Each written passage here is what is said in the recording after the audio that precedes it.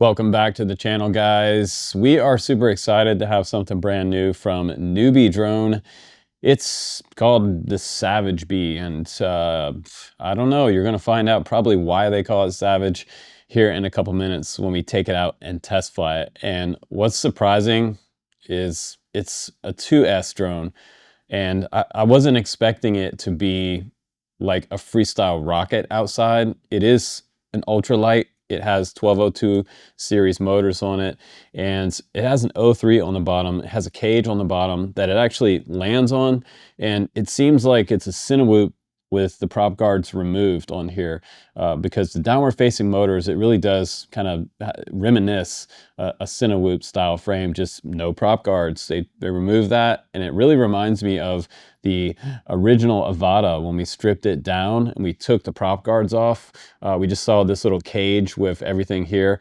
Flight controller's in the middle. It does have some plug and play motors on here. You can run a 550 or a 750 size battery. I think we could even maybe squeeze an 850 on there if you wanted to get a little longer flight time out of it. And it's under $400 for the quad, an ELRS receiver with 2 diversity antennas up front, your DJI 03 system on there, and the motors and some props and an XT30 in the back. So let's take it outside, and we'll also fly it inside, and we'll kind of see how it does, see if it has the best of both worlds: indoor cinema for kind of a backup cinema real estate type drone, or something that you can take outside and freestyle and still be under 250 grams with a whole bunch of power and a GPS module in the back. So if you need return to home, you can set that up on this quad and have micro nano GPS return to home. That's pretty sweet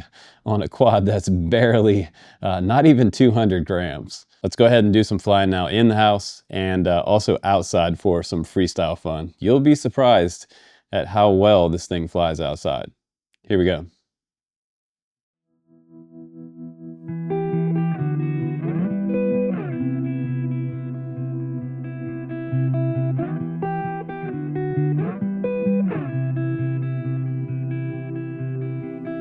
Running low on the borderlines, and you tell me that you're doing fine. Morning color lights the hall, pulls you right on through the door. So hold on to all that feeds your soul. I know a place where the sun shines every day. So come with me, I'll take you there. I'll take you there.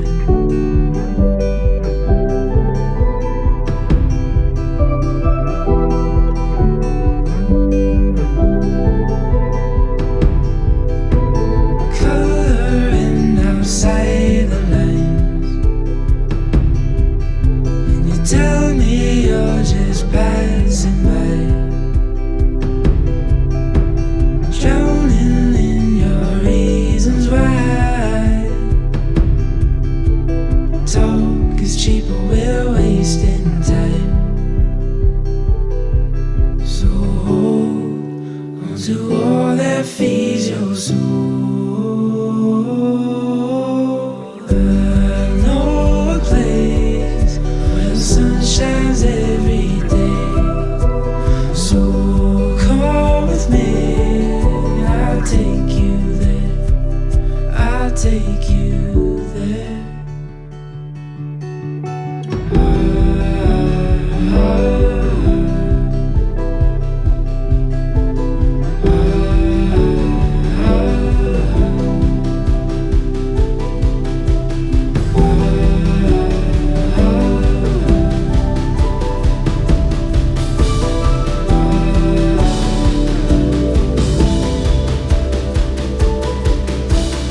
Running low on the borderlines. Talk is cheap and we're wasting time.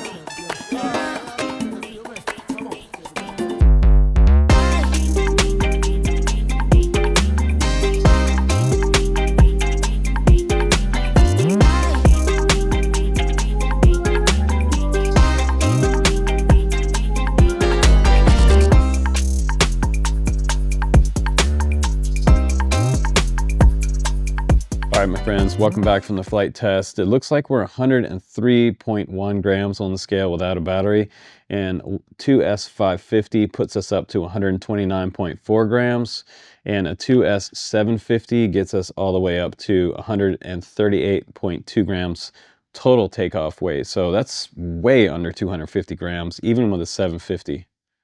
All right, so this is the box you get. Newbie Drone, SavageBee Pusher, and it has some specs on the side.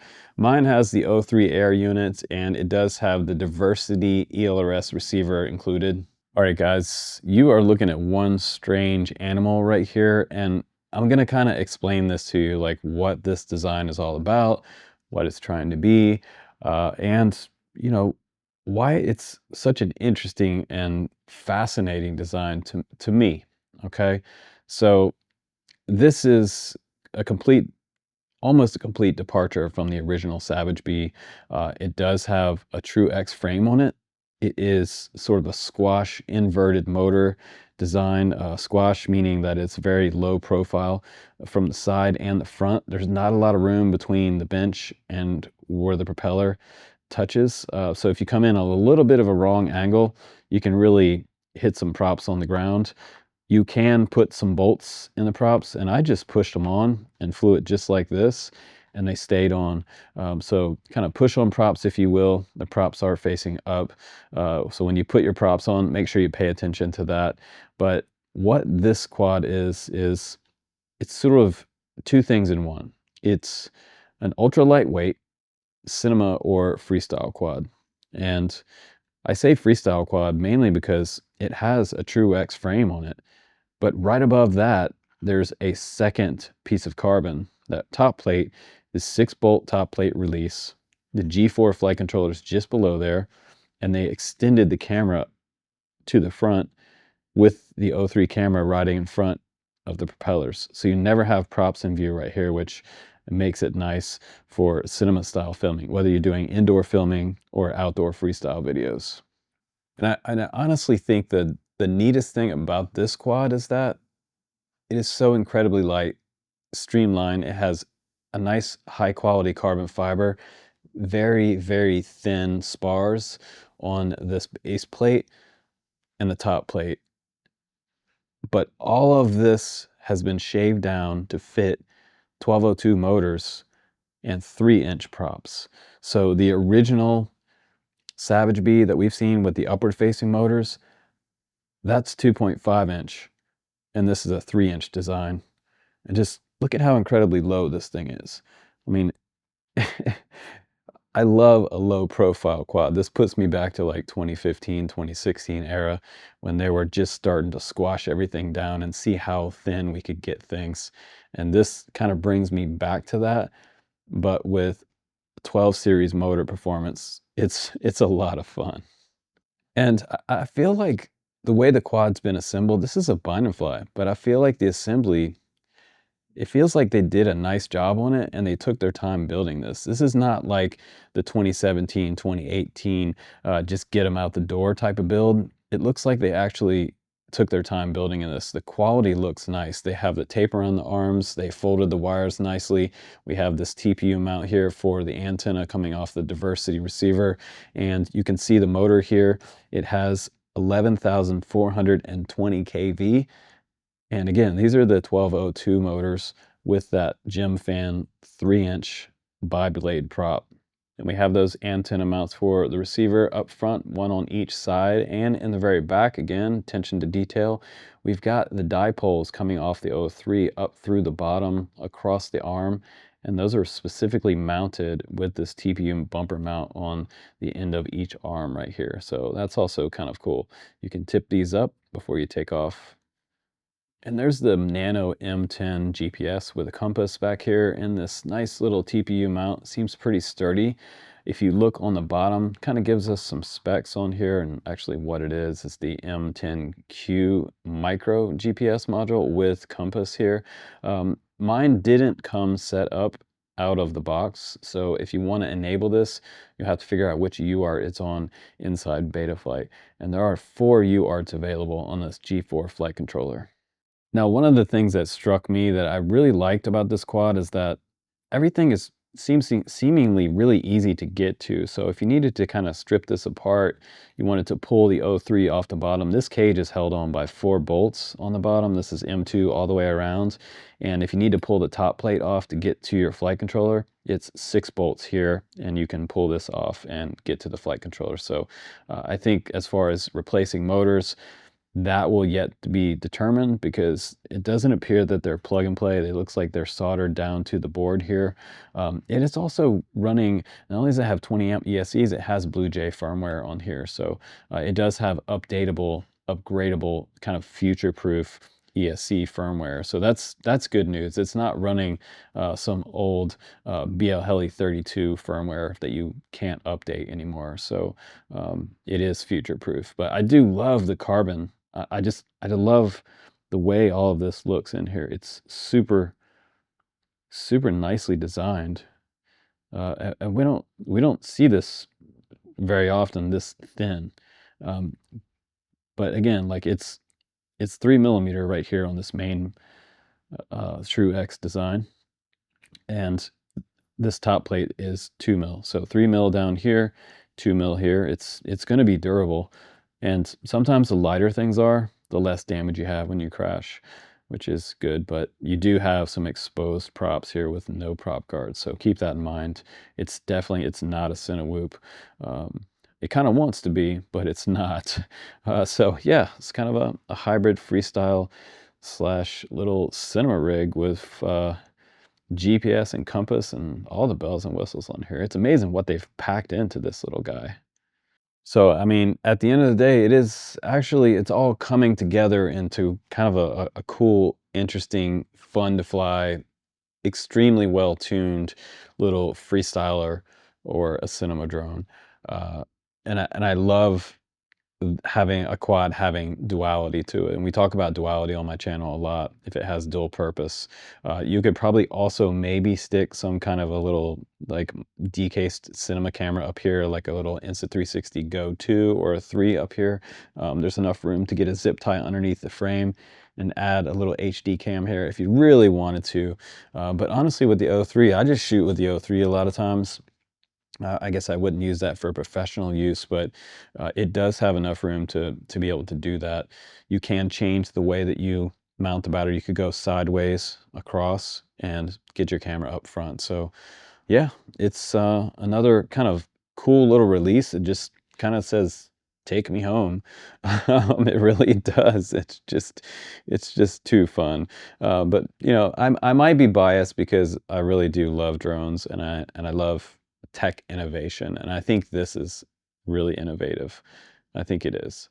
If there's anything similar out there, let me know. I know there's probably some cool quads coming out right now because it's whoop season, and with the way the world is, hey, you know, the world's crazy, so it seems like everything's kind of going under 250 grams on the safe side of things, and we're just keeping it hobby here on the channel. And keeping it fun. And this thing is definitely fun.